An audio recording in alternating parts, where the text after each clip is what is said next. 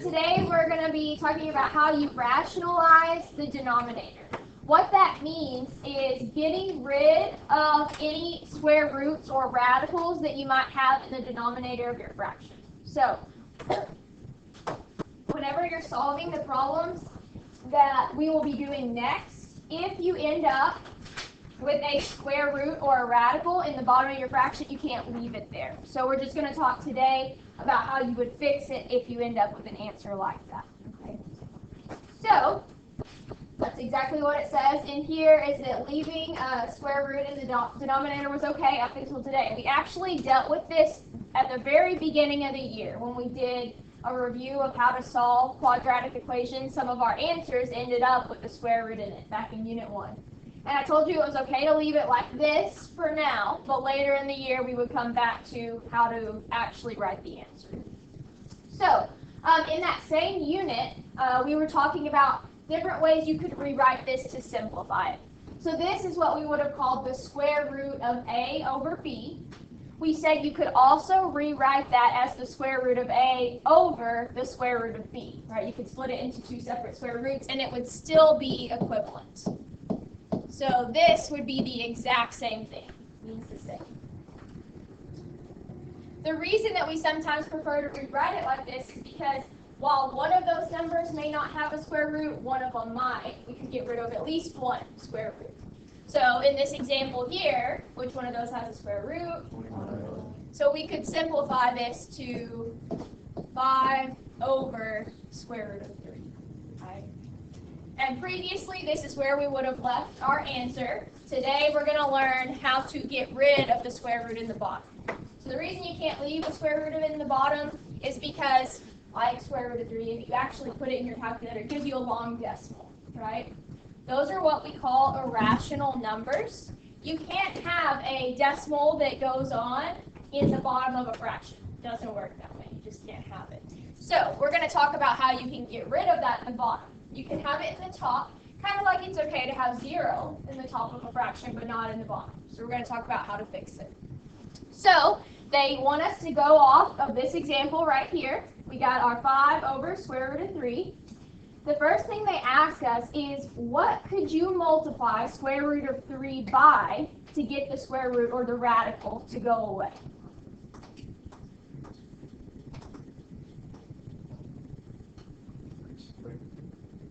Close.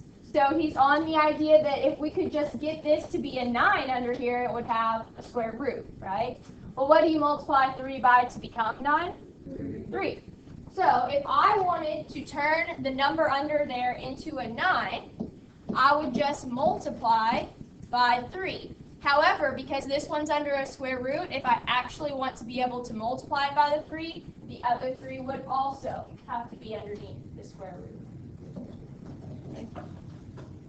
So, kind of like our variables, right? We couldn't multiply an x squared times an x, right? They're two different ones. So, if we want to be able to multiply, they need to look the same. So, I would have 5 over what is square root of 3 times square root of 3, square root of 9. And what is the square root of 9? Good. So, I would end up with 5 over 3. Okay, so that did get rid of the square root. Only problem is this equivalent to what we started with?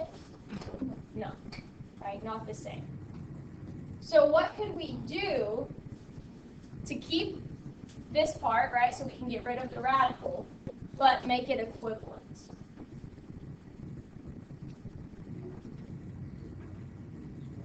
So anytime you want to change a fraction, what do you have to do? If you want a common denominator, what do you have to do? Huh? Do what? Multiply what? The fraction. Yeah, we multiply which parts of the fraction? Both, right? If you want it to stay the same, you got to multiply the top and the bottom by the same thing. So if we want this to be equivalent, we can't just multiply the bottom by square root of 3. You also would have to multiply the top as well. Okay. Which is okay, because even if that gives us a square root in the top, it's okay to have one there. We just can't have it in the bottom. Okay, so we would have 5 over square root of 3, and we would multiply both the top and the bottom of the fraction by square root of 3. Okay, remember we treat our radicals like we treat our variables. So if this was 5 times x, it would just be 5x. So 5 times square root of 3 is going to be, good. And we already said that square root of 3 times square root of 3 becomes square root of 9, and the square root of 9 is 3. And this would be a perfectly acceptable answer. So really not too bad. Just whatever you multiply the bottom by, remember to multiply the top as well. Okay. All right, so let's look at example 2. What would we want to multiply this fraction by? Right. But if we do it to the bottom, also have to do it to the top. Okay, so in the top, we've got 2 times square root of 7, which would just be, good, over, in the bottom, I got square root of 7 times square root of 7, which would be, yes, square root of 49, which does just become 7. Okay. Now, when you get to this point, you always want to check and see, is there any way I could simplify this further? Well, 7's prime, right? You can't simplify that further. Okay, so far, the numbers that have been underneath our radicals were numbers that didn't have any kind of a square root. Like 3 doesn't have a square root, nor does anything that multiplies to give us 3 have a square root. Same with 7, right? Nothing multiplies to give us 7 except 7 and 1. Okay, so on this next one, example 3, there is no square root of 12, but is there anything that multiplies to give me 12 that has a square root? Right. So, using those rules from earlier in the year, I could rewrite this as square root of 4 times square root of 3 there at the bottom, right? Okay. Which means this would become, what is the square root of 4? 2 square root of 3. Okay. Problem is we didn't completely get rid of the square root down there. We still have a 3 we need to get rid of. So how are we going to get rid of the square root of 3? Right. So I'll have 4 over 2 square root of 3 times square root of 3 in the bottom. And if we do it to the bottom, got to do it to the top as well. So in the top, 4 times square root of 3 is just, okay. And in the bottom, 2 square root of 3 times square root of 3.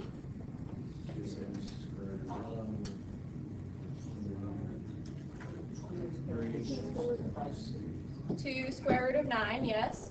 And what is the square root of 9? Okay. So this became 4 square root of 3 over 2 times 3. So in the bottom, yes, we do just have 6. So I got 4 square root of 3 over 6. Can I simplify that any further? Yes. To what?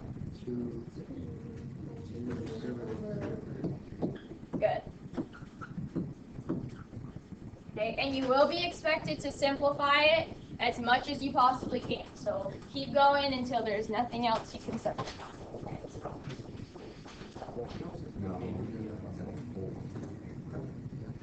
Okay. Example 4. Does square root of 6 have a square root? Is there anything that multiplies to give us 6 that has a square root? So we can't rearrange it or change how it's written like we did on the last one. So we're just going to have to go with how it is now by first getting rid of that square root in the bottom. And how do we do that? Okay.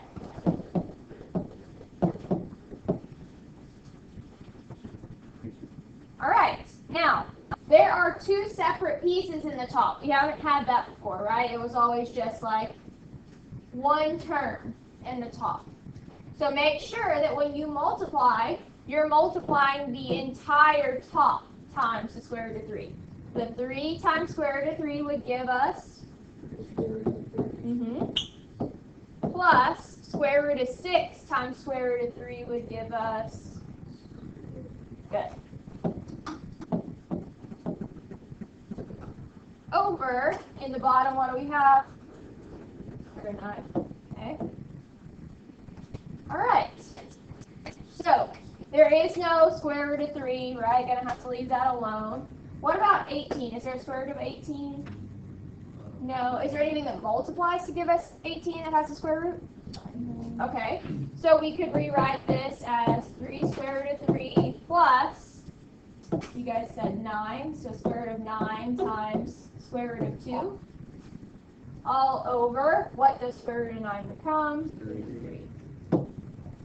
Okay, so I've got 3 square root of 3 plus, that square root of 9 is also going to become a 3 square root of 2 all over 3. Okay, can we simplify it any further? What can we do? Right.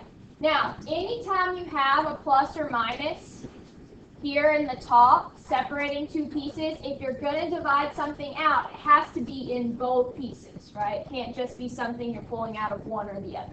Luckily, there is a 3 in both, so we can divide them out. 3 divided by 3 is going to leave us with 1. So I got 1 square root of 3, or just square root of 3.